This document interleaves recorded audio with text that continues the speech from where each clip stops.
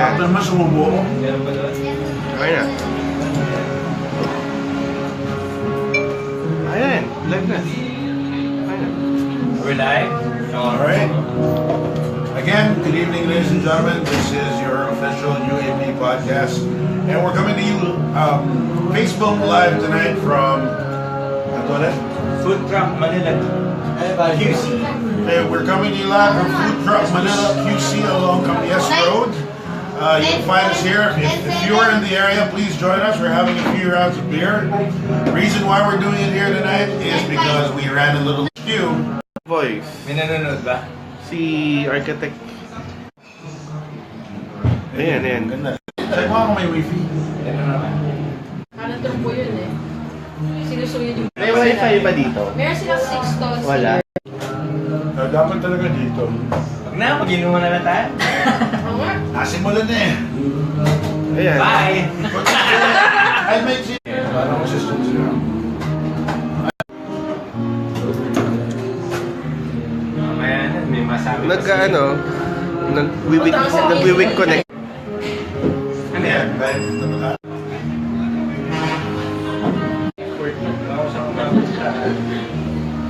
Meron ko babagsak sa ilalim, no? Meron. Meron. It's a egg. Natin. Sige lang. Ah. Sige lang sa lord. Wala eh. Nag-glass din dyan eh. Mahina pa mag-gas. Ayan. Ayaw pala eh. Tapos biglang may tatawid dito. Malayo. Ayan. Iyan ako yung password. Thank you. Nakapunto ka pa rin. Live, live. Naka-live. It's live. Hindi, ano natin sa wifi para mas stable. Sige. yata eh. Pasensya nila. Okay na sir. Sorry ah. Inaantay ko lang. Mahina din ang dating sa akin eh. Baka kinuha or something. The next ba siya? The-text. Oo nga. Told ya. Doon na lang ako sa kabila mo. May Tara, dito tayo, dito tayo. Dito kayo mo. Amen. Ayan. Ayan. Basa. Nasasaan mo? Ayon sa susulat. Section. Dapat may building code tayo dito eh. Basa! So live tayo? Live? Bibiro pa talaga mo. Okay, good evening. Again, nandito po tayo ngayon sa food truck. Food Truck Manila. Food truck Manila along QC. Camias Road in Quezon City. And again, wala kami inabutan sa HQ kanina dahil late kami nakarating. So we had decided to have dinner and a few drinks for tonight. And to continue with the podcast, well, nagsama-sama kami dito ngayon para mapag-usapan pa rin natin ang pressing issues on with regards to UAP. And pasensyahan nyo na, at least meron tayong ambient music in the background. Tumutugtog ng guitar man from Brett. And yun lang. So, again, I am your anchor for the show, Architect Pacoy, Aniag, Chair of MPR. With me is the Chair of the Special Committee of the CPD Council, Architect Dumlao. What's up, sir? Hi, good evening. Good evening. And kasama rin natin ang Chair ng Awards Committee, si Architect Vigan. Yeah! Ang Don't you dare! Ang tita! Ang official tita ng UAP. We're so salbahe. Kasama na yan si Architect, last name sir na my college. Architect Mike Collis. And, anong chapter ba siya sir? Ilocos Vigan. Ilocos Vigan chapter. Yes. And kasama rin natin si Architect Jose De Leon ng Parasuel chapter. And the deputy for multiple The Padco. for the Quadcom. Okay? Ano tawag natin dito? The UAP Nati. Okay, UAP Nati. Loko lang po, biro lang po. So again, sama po tayo, inuman po tayo konti, kain po tayo dinner habang pinag-usapan natin ang UAP. So ano nasa menu natin ngayong gabi, Tito Albert? Nakain ko na yung nasa menu ko eh. Sakain na ba? Tito Becca, anong balita sa atin niya? Nagot kayo sa awards. Okay, nandito na po ang aking order. Ano nga po in-order ko? Carnitas. Ang aking pork carnitas. Yeah! Soft tacos, baby. So, Anyway, anyway. samantalin natin yung presence ni Architect Mike, Mike. yes. Walang biktima dito. Oo, Dapat ka dito, sir, ba? i-interviewin ka namin. Yes, sir. Habang minsan ka na rin lang nasa Ilocos. Yes. So, ano bang topic natin for tonight, sir? Actually, of course, CPD pa rin. Ano ba ba? RA 9266? CPD na lang. CPD na naman! Ano ba bang pwede natin pag-usapan? Sir, meron pa tayong concerns? Basa! Concerns. By the way, Kamustahin muna natin sila sa Ilocos Vigan. Ano ba ang mga... kamusta ang hangin sa Vigan? Ang pangyayari Ilocos doon? Vigan chapter? Medyo basa ang hangin ngayon sa Vigan. Ulan. Tuwing hapon, mahamog sa gabi. Susubo ako konti habang nag-uusap kayo. Go. Hindi, kwento mo. Tell us something about Ilocos Vigan chapter muna. Para... Ilocos Vigan chapter is a breakaway group. Breakaway. Walang ganyan. Ilocos Vigan chapter is the second chapter from Vigan for Bosim Ilocos Fernandina. Hi, architects from the Ilocos Fernandina. Kami po yung mga architects outside the academy because most of them are from the academy. So kami yung sa labas. Anong school, sir, meron sa Ilocos? University of the Philippines. That's where most of the membership come from.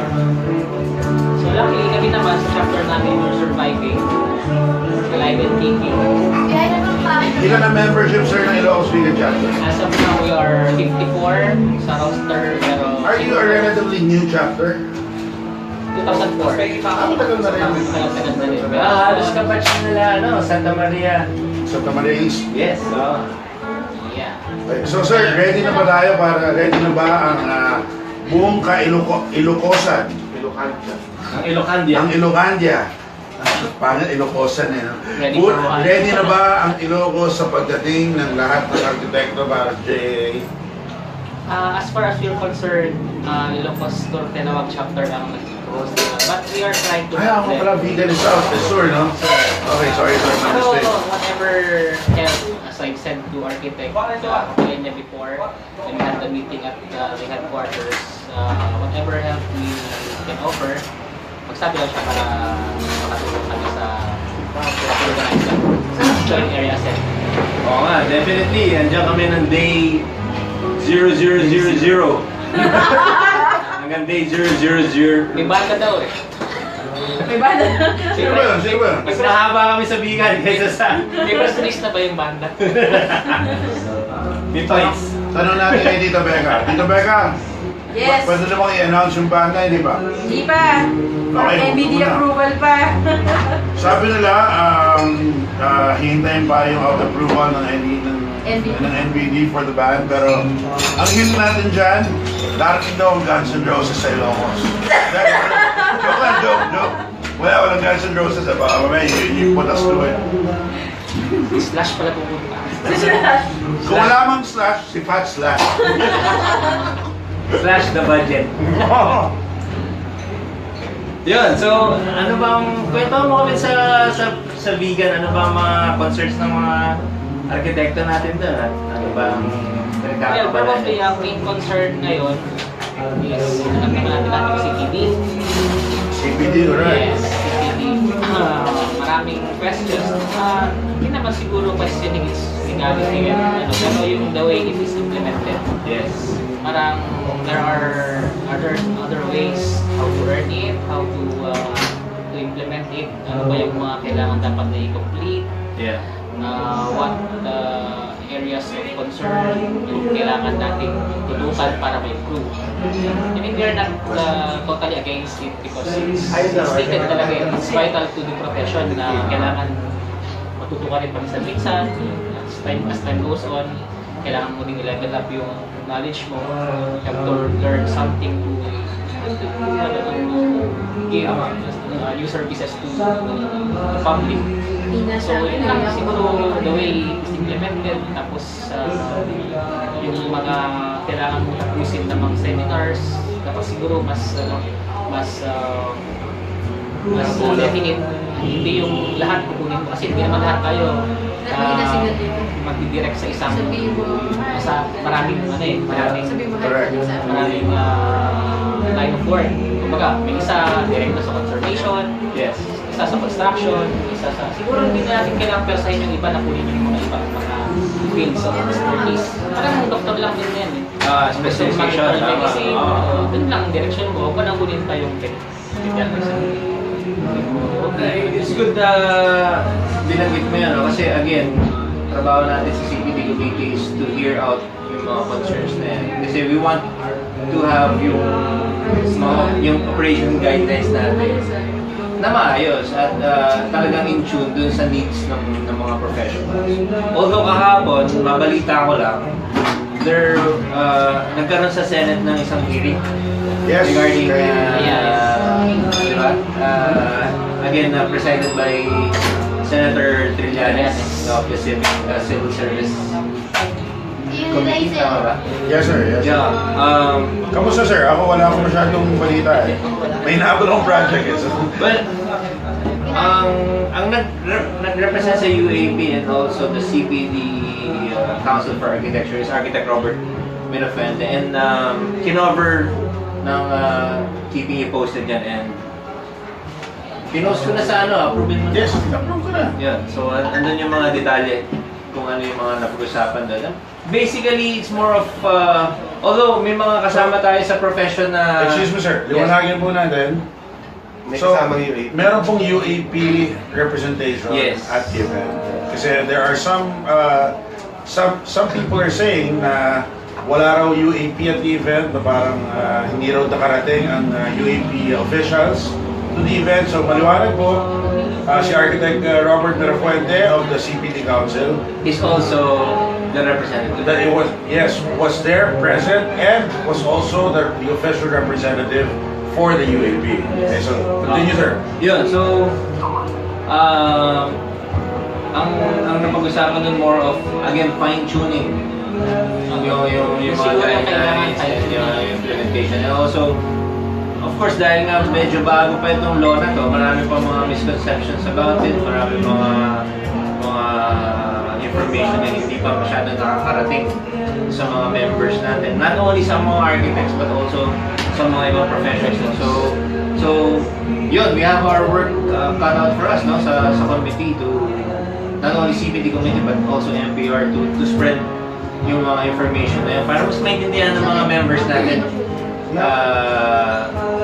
ano ba talaga yung CPD, and ano ba yung mga yung nitty-gritty kumbaga ng law na to, and how we can comply. Again, just to reiterate na hindi natin kinokontra yung mga moves ng ibang mga members natin if they want to have the law repealed altogether. Pero again, it has to be something na napag-uusapan natin at hindi lang bigla na lang natin sasabihin sa ganong klaseng forum. Correct. So, I gusto kong ulitin yung call ko regarding that sa mga members natin. Yung petition, okay yan. Pero mas maganda, again, we have the NBD scheduled on Saturday. Pag-usapan din yan. Ipo-forward ko yung petition. Na-forward ko na actually, pero ipo-forward ko ulit para I'll ask SG kung pwedeng i-agenda. Tignan natin kung ano pag-usap. Kasi NBD is the best, I think, to air that, because that is a representative of all UAP members. May I ask, sir, is the NBD available, the NBD meeting, is it available to members to attend or just to watch, to ask questions? As a general rule, yes. unless meron lang sila mga topics na medyo kina-close door nila, pero generally, it's open. But I guess ang tamang approach dyan or ang tamang avenue na gawin dyan is let your district director know. Because your district director will be present at the NPD meeting as one of the board of directors. And if you could air your concerns to your district director, I'm sure your district director will air those concerns at the NPD meeting. I think that would be the best, the most proper approach. Alam nga namang asahan natin na libo-libong miyembro bilang sasalubong sa atin sa NPD meeting. Medyo mahirap naman. Yes, and yung mga contentions kasi regarding CPD na inaccessible siya. Correct. Or mahal siya for the members. I'd like to note, sir, with regards to yung inaccessibility ng CPD, kanina nandun kami sa mezzanine ng National Headquarters. Nag-asikaso kami ng membership, Ayaw po. Yeah.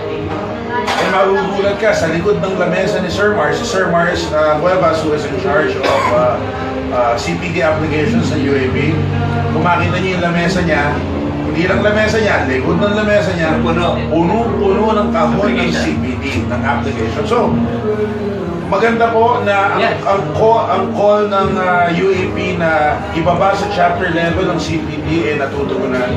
So, makikita natin as evidence by all those boxes at Sir Mars's station, talagang maraming applications na ongoing sa ngayon. As for approval, hintayin natin. Naturally, the CPD Council convenes on that and talks about, discusses the approval of all the CPD seminars. So, makikita po natin mag-stay posted sa mga chapters nyo and kay Sir Mars kung approved na po ang CPD seminars nyo. Yeah. Okay? So, just to continue yung line of thinking na yun. Kasi mas maganda nga na sa district directors natin banhanin. Kasi yung contention of inaccessibility, hindi naman lahat ng districts pwedeng sabihin na inaccessible sa kanila. Like yung mga districts within Metro Manila, dami dito. Mga nag-host na ng mga CPD. So kung ang district mo is yung sinasabi na ng far-flung, then you have more contention na okay, medyo mahirap na mag-CPD doon. Correct. Oo. Lalo lang, sa national pa nanggagaling yung mga speakers. But again, hindi naman limited sa national level yung mga speakers natin. Actually, we are encouraging yung mga members of your chapters, siyempre may kanya-kanya tayong expertise. Kung kaya nilang magsalita or pwede silang magsalita regarding mga topics ng mga specializations nila, then mas maganda na sila yung magsalita rin sa mga chapters nila. Correct. And sila mag-earn ng mga CPD points. At siguro, hindi naman nila sisingilin nila yung mga chapter nila ng honoraria. So, pagkain na lang, tsaka venue, siguro naman. I'm sure sa kanya-kanyang chapter, merong seniores dyan, kahit hindi seniores yung talaga nagsispecialize sa kanya-kanyang fields of expertise. Sa amin, sa Barasuen chapter, sir, kinuha namin si Architect Arnold Puchigor, who is a specialist in terms of fire safety. So, we have him for 2 hours, and of course, bibigyan namin siya ng honoraria. Wag na! Dahil hindi pwedeng member nyo Service to the members. Tignan natin kung tanggihan. Architect Jigor, thank you very much. Tignan natin kung tanggihan ni Architect Jigor, ni Arky. Architect. Idol ko yan sa Architect. I'm sure he will oblige. Sir Jigor, si Albert Dumlao yan. Peace tayo, wala akong sinasabi. Peace din tayo. Pero anyway. Tanong natin si Mike. Yes, sir. Sa CPD, I think the accessibility concern, the most accessible and most convenient nakikita namin is our CPD seminars being organized by the HQ, by the headquarters. Kasi yan na yan naka-device na. Tuloy mo na lang. Tuloy mo the district, or kung sino yung mga partner ng chapters to organize the seminars. Pero siguro to serve, para mas maging interesting, I think it is mas magandang i-encourage yung mga chapters to devise their own CPD activities or CPD seminars. Kasi if you read the CPD law, maraming pwedeng gawin not only seminars. From self-directed to everything. Tama. So in that way, yung interest to the membership ng chapter, mas mabubuo nyo doon sa chapter level mas po. Yeah. Hindi yung ma-oblige ka lang na, may hospital planning seminar, punta na nga lang para makapag-ano. So, best serve your interest as a chapter. Just, Tsaka mapag-usapan nyo, anong topic gusto nyo? gusto ninyo, yung topic na kailangan natin i-discuss, ano ba yung focus ng chapter natin? In which direction our chapter It's going. going. So, you base your activities, your seminars to that direction na kailangan puntahan. So, yung interest ng buong chapter na satisfy Correct. As well as yung compliance. and convenience pa kasi chapter level na And siguro sir, ang maganda pag binaba natin sa chapter, isang napag-uusapan palagi is yung cost. Dahil nga pag binaba natin sa chapter, we have control over the price of the CPD sessions. Yeah.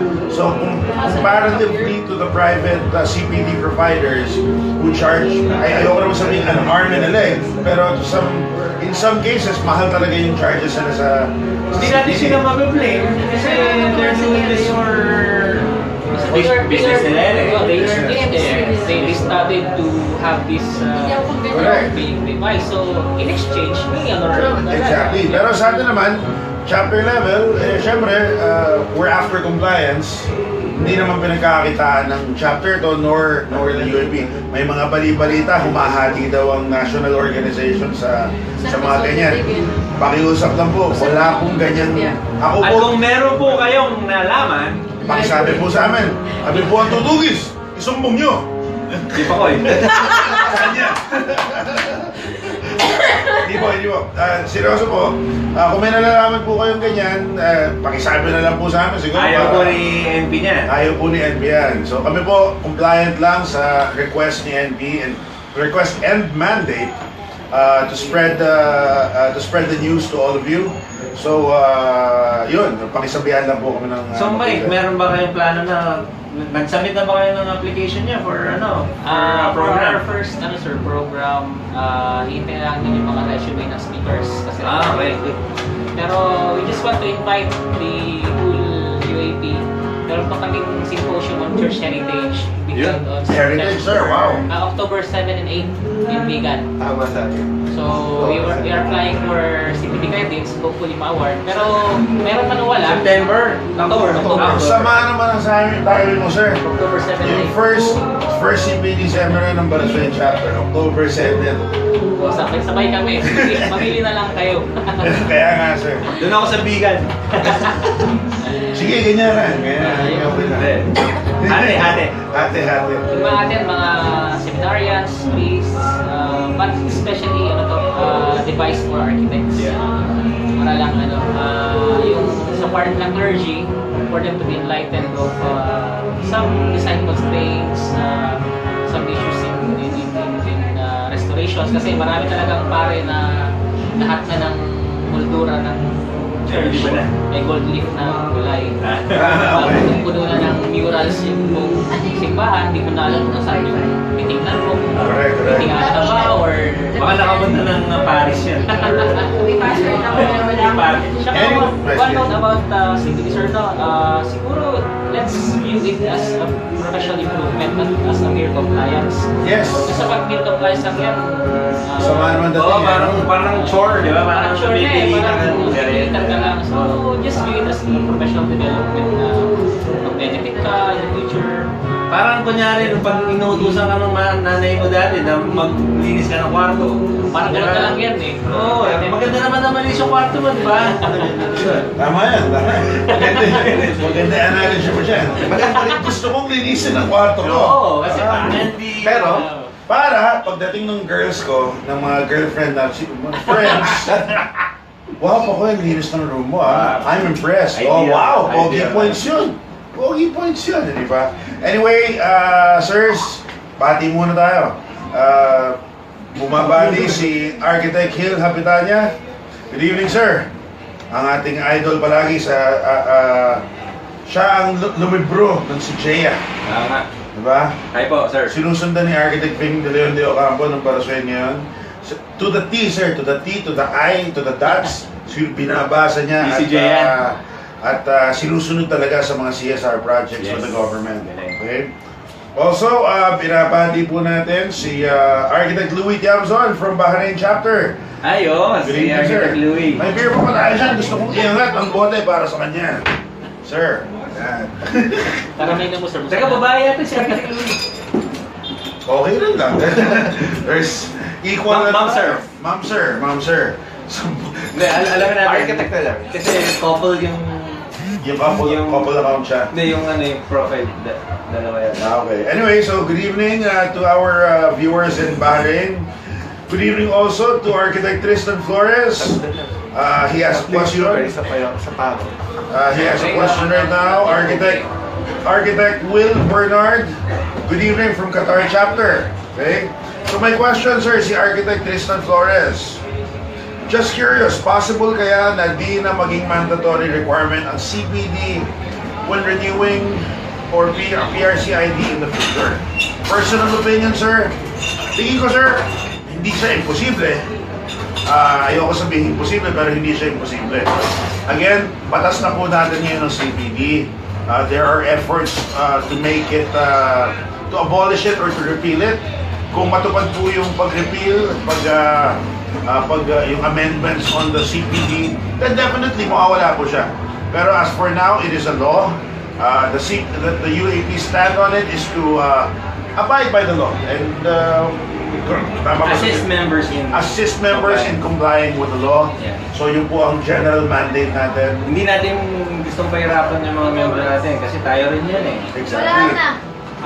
So, we are devising ways naman to be able to reach all those Yes. Lights sa blue. May mga Lights rin sa kami blue. actually ng mga modules for distance learning. Papareview namin sa Architect Sapper, kay Mars kung pwede. But siguro... Also, tama yan. Maganda rin if that will come from the chapter level. And also kami sa committee level, we would like also to, isa yan sa mga priority projects namin. Actually, the MPR and Special Committee on we'll share. CPD is working together to give you online CPD Alam sessions. namin mabuti kung ano yung mga kailangan gawin. Correct. Of course, aral and at the same time, clearance din sa mga Yes. bossing natin on how to go about it, what to do, di ba? And kung meron kayo, sir, na ganyan, kung willing kayo, sir, i-air natin sa MPR para mag-i-open na sa lahat ng chapter, willing kami mag-assist sa inyo, sir, kung anong... Share lang tayo. Exactly, para sa atin naman lahat yan, sir. Or bucket and beer. Exactly, taas natin yan. Taas natin yan. Oo. Sir, Tita Becca, wala kang tinataas yan, Tita B. Yeah. Ganun lang yung tanaw eh. Then, natutuwa ako kasama natin si Architect Mike of Vigan. Kasi Vigan is a heritage town, our city, same as Malolos. No? So, marami tayong matututunan sa pagkwentuhan dito kay Architect Mike. Matanong, sir, as a heritage town, kamusta tayo on RE 9266 sa Vigan?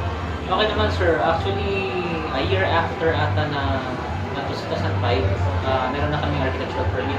Oh, wow, okay. Yes, and we have already, I think, established the position of civil architect. So, isa kayo sa mga una. Yes. As of 2005. Congrats, Vigan. 5 or 6. Taas natin para sa Vigan Architects. Mamaya kakataas na ito, yari na tayo. Hindi, ang tanong ko lang, nakita ba yung, ano yung masasabing positive effects of yung architectural Marami permit? actually, may mga nakalusot. Meron pa rin. Meron pa rin, pero yun yung mga issues na isang project engineer nagpapirma sa isang architect, so lusot pa din siya. Pero on the positive side naman, positive na lilimit sa architect yung trabaho para din sa architectural works. And in a way, nakatulong din sa pag-implement ng conservation code. Yes. Which is very vital kasi tourism na kasi ang Vigan. Yung conservation or preservation code nyo, gaano katagal? Tagal na. Oo. Mas nauna pa yan. I think mas naunin kaya sa architect. Yes, I know. So meron kaming dadaanan muna bago, kaya matagal mag-apply ng building permit sa amin. Lalo pag nasa akong sinasabing core zone and buffer Yes. zone. So you have to go through the technical working group, dun papasa mo lahat yung mga required drawings for review. Yeah. Then mag-recommend sila ng conditions or recommendations. Then dadaan na naman sa Vigan Conservation Council for approval and further scrutiny before endorsing it to the building official. So nagbuo kayo na yung Conservation Council? Oo, isa sa mga models natin yan. So, yun din ang isa naming gustong mangyari for Malolos. Ayan, may nakahain na ordinance yan. Authored by no less than our Vice Mayor Bebong. Gilbert Gatchalian. Bebong Gatchalian. Yes, and under the committee of Councilor Rico Capule. So, Councilor Rico and Vice Mayor, naabangan natin yung Heritage Preservation Code ng Malolos. So, Correct. so idol natin ng mga taga-Vigan. So, Kaya sir, yeah, first visit kayo sa Vigan para makita nyo rin yung lugar. oo, And then, benchmarking tayo doon. You can have Tapos kumain lang tayo ng longganisa. Panaga. Yung Ilocos empanada. yung papaitan na ano tawag doon, sir? Sinanglaw? Dumlao. Yun. Hindi ko alam Di pa yun, rin yung papaitan. Sige. Pwede maging Sa papaitan. day 00000, andyan na ako. Lunes pa lang yata yun. Parang dadan kaya ako sa 18. Ayun lang dadan sa 18. Nadaanan namin si Mike on the way to Ilocos Norte. So yun. Or JA. 18 nasa Baguio kami. JA? August? Sa BS. Yun, so ano pa nating Tapos binanggit mo si Idol Bebong, Idol Vice Mayor Bebong. Yes. Ito siya kahapon. And we were having a few drinks and hindi mo kami mainom. Drinks nga, iced tea. Hapon. Sobrang mahirap kahapon. ano nasa eskwelahan kayo? Correct, nasa eskwela kami. No alcohol. And nag-uusap kami Alcohol-free zone. about the implementation of RA 9266 and among others. And ginigrill namin siya, actually ni Architect Wing, on na dapat ang development natin in the city of Malolos is twofold yan. Siyempre, andun yung tulong natin as architects, andun yung hindi na twofold pala, multiple, di ba? Andun ang taong bayan, pero siyempre, first and foremost, may political will ang ating mga leaders, Yes. di ba? Eh sabi naman niya, andun yung political will, siyempre hindi naman natin maiwasan, marami ba dyan, hindi. Ang mahirap minsan, andun, hindi naman natin masabing ayaw nila, pero iniisip rin nila yung taong bayan in general. Actually, when we went to one of the meetings with the Vice Mayor and some of the councilors back in the day, dati pa, panahon pa ni Sir Roger, one of the concerns was, baka yung pag binigyan natin ng architectural permit, baka mas maging pahirap pa yan sa mga taong bayan. Dahil dagdag bayad yan kung magpapatayo sila ng structure. Pero in-assure ko naman sa kanya, sabi ko, Vice, alam mo, sigurado ko, I have a theory na one of the biggest reasons kung bakit tayo binabaha sa Bulacan is the encroachment of properties into the river systems, into the esteros. Which, kung meron tayong maayos na building official na nag-i-inspect ng mga site, hindi mangyayari. So, ando na yung political will, ando na yung taong bayan mahihirap na dahil binabayaran, pero ando din kasi yung tamang paraan na mararamdaman din natin kasi aayos lahat eh. And pag umayos lahat, maganda rin ang ekonomiya natin doon in the future. So, doon naman sabi niya, yes, sagot naman siya kagad na okay din. So, sana lahat ng other chapters mag-comply. We've been calling for our chapter, for our members in general of the UAP to be the change that you want to see.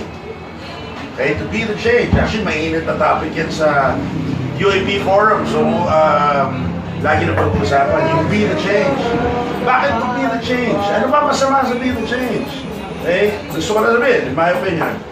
Some people are saying na dapat daw i-asa sa national organization yung changes for RA 926 or the efforts for RA 9266. And for the record, our national officers are indeed doing their job at the national level for the implementation of RA 9266. Kaso lang, andun din yung syempre, hindi naman nila kilala si mayor nyo o konsehal nyo sa lugar nyo, di ba? Sa bayan ng, ano bang bayan? Bayan ng... Bayan ni Juan. Bayan ni Juan, bayan ng Bayan ni Mike. Kung saan mga lugar, hindi naman nila kilala yung mga yan eh. So naturally, yung chapter members natin, chapter officers, tayo lumapit sa sanggunian natin for this implementation. And pwede naman natin sabihin, iasa lang, kaso tatagal yun eh. And let me add, meron din tayo, aside from those efforts, kasama rin yung mga efforts like people like Architect Ray Gabitan. Correct. Tungkol dun sa dati siyang naging chair, tama ba, of the Board of Consultants. Unfortunately, parang nagkapalitan ulit ng... No, but I believe I saw one of his posts. Yes, kasama pa rin siya, pero the chairman is again an engineer for this year. Pero nevertheless, andun yung mga proposals na pinangunahan niya last year. And hopefully, maging fruitful din yung mga efforts. So, we are attacking the problem in many areas. Kung saan tayo maging successful, then so be it, di ba? So, pero we are proactive. Keyword, proactive. Yun, so that's the word of the day. Proactive. Can you spell proactive? Post na lang. Be the change. Be the change. Cheers. Cheers. Cheers. So sige, meron pa bang nasa agenda? I think yun lang muna. Hindi. Gusto ko na sabihin Parang gusto ko lang kainin talaga yun. ay bumabati po muli. Sino to? Architect Richard Meren, Nagrag Franco. Asan yan? Absent! Wala. Where are you? Where are you? Okay, yun ang masasabi ko sa'yo, pare. Kahapon may kausap din ako, architect din natin, sa Barangay Chapter, nag-usap ko yan. Sabi niya, pare, ang hirap naman eh. Lahat ng engineers nasa DPWH, controlled ng DPWH, ang LGU. Kahit yung district engineer. Sabi ko na lang, syempre, kaya nga district engineer eh. Iwanan tayong district architect. Sana meron. Actually, I think magandang mangyari. Kung siguro, of course, with the efforts of Architect Kapitan, siguro in the future, makita sana natin. Maybe, definitely, hindi ngayon. Pero siguro, naniniwala na naman ako hindi naman kailangan ng district architect per se. Siguro isang division head within DPWH na nasa, I guess, na nga magiging district architect, I guess, in terms of DPWH, who will make sure that everything is complied with pagdating sa rules and regulations natin, sa building code and everything else, diba? So, anyway. I think, at yun nga, ang lang natin doon is, hindi makitid yung tingin natin doon sa situation na yun. And kung saan tayo pwedeng or tingin natin magiging effective, nagko-concentrate tayo ng mga efforts doon. So, sana makita rin ng mga members na ganun ang ginagawa ng UAP National doon sa mga issues and concerns na yan. Lalo na with regards to RA 9266. Yeah. Anyway, so tingin ko okay na tayo for tonight. Cover naman muna, no? Oo, may mga questions na lang kayo. Sulit na lang. Next week, may guest tayo, di ba? Sino? Kala ko si Aniag. Oo nga pala. We will check his schedule.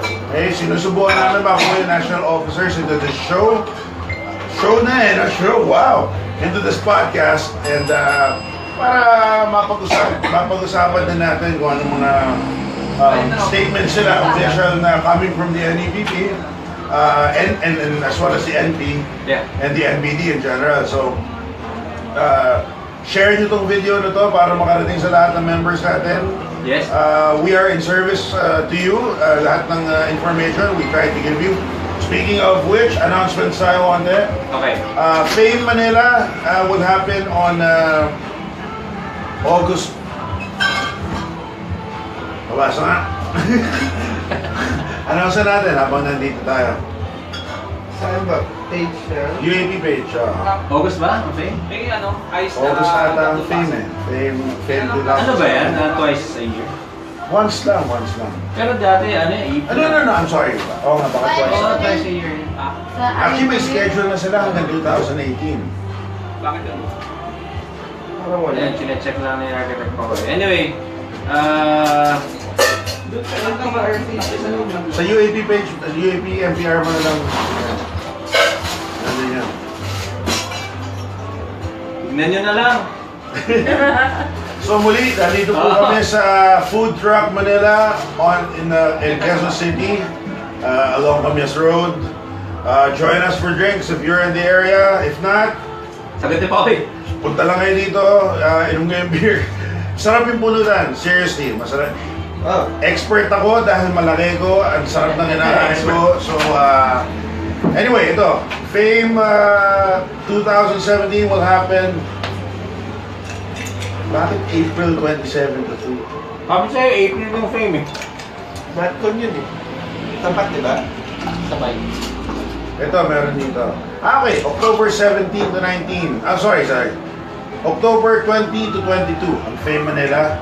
Sakto Sabay sa ng JA. Sabay nga ng JA. Kaya nga, mid-year yun eh. Okay, meron pa tayo ilang announcements. Sana ba mga ibang announcements? Isa-isayin na natin. Call for curator. Utos ni ano to, ni SG. SG na eh. Idol. Good evening, sir. Evening pa. Nasaan na? Ang hirap naman ng form mo, pare. Okay, New Housing Technologies Architecture and Interior Design Studio. It's a seminar in Berlin, Germany. Registration fee is 135,000 pesos if you can afford it. And it'll happen on October 16 to 27. Check the forum and go to the MPR page for more details. Meron tayong registration person. Meron din tayong the 5th Association Summit happening on November 22 to 23, 2017. It's the Philippine Council of Associations and Association Executives. So, good stuff ang pag-uusapan na dyan. Lastly, meron tayong lecture from Mr. Fritz Hansen and Mr. Jamie Hayon. Okay, on August 9, Wednesday. Kahapon pala to. Sorry, tapos na po. Okay, so yun lang announcement natin for now. We're still waiting for other announcements from our Diliman Chapter, CPD. Responsive Architecture. Ang speakers. Hey, the speakers for responsive architecture, Diliman Chapter CPD. For emergency architecture and resilient design, we have architect and ENP Stephanie N. Giles. Okay, for transport communities and architecture, we have architect Eden D. Sorupia. Yan, si Eden. Okay, so mangyayari po ito on September 2, 2017. That's a Saturday from 9:30 to 2:30, 9:30 in the morning to 2:30 in the afternoon at the 6th floor UAP headquarters. Lapit lang sa Scout Ralios. Registration will be 500 pesos inclusive of lunch, and it will be for 2.5 CPD units. Okay? Yeah, so may mga available on that day. Yep. Kami naman, Baraswain Chapter, we're opening our CPD seminar to all our members. It will be on October 7, 2017. Sabay kami. Sabay dun sa Vigan. Actually, wala pa kaming CPD number. Hindi ko muna pala announce. Okay. Kami kasi, Walang mangyayari sa October 17. with or without CPT points. Tuloy yan. Tuloy. Kami, makikita pa natin. Actually, approved na kami. Wala lang number kaya hindi ko pa pwedeng i-announce. Yan, so... Hindi ko pa kay Sir Mar. So, this has been your second... ano na tayo? Parting words yes. from Architect Mike. Thank you for having me here and giving us the opportunity to Share. take views and discuss Over beer. Over a few rounds of beer and masarap na pulutan. Yeah. discuss things that are of great concern to gold membership, especially kung sa chapter namin. So, maybe we can discuss more in the future over More beer. buckets of beer and more platters of food. So, thank you and have a nice evening to all. Okay, thank you, Sir Mike. Sir Albert? Thank you, Mike. Yun lang. Good evening. Kita-kita mo tayo sa forum. Hi, NP! Tita Becca, may announcements ka? Dapat ka dito. Maliit ka na. Parang voice over lang. The voice of the sky. Parang si Tita Angge. Hi, Tita Becca. Announcements, Tita Becca. What can you say? Next time na. Next Hindi time niya na lang daw po yung announcements. memo. Architect Jose, meron pa tayong bumabati dyan? Last words, Architect Jose? Wala rin? Okay. Shine time, sir. So, mga kaibigan, our dear colleagues, this has been your second podcast, the official podcast of the United Architects of the Philippines. And this is coming to you live from Food Truck Manila along in QC along Camis Road. Next week, we will be announcing when it will happen, probably on a Thursday as well. What time it will happen and where it will happen. Parang gusto yung sumunod kayo. Sama-sama tayo, mag-usap-usap po tayo. So yun lamang po, I have been your anchor for this podcast, Architect Pacoy Aniag, Chair of the MPR Committee, Architect Dumlao, Architect Codis, Architect De Leon, Architect Tita Relosa. Maraming salamat po and good evening UAP. Thank you. Galing. Ano pa yan, ha? Ano pa yan, ha?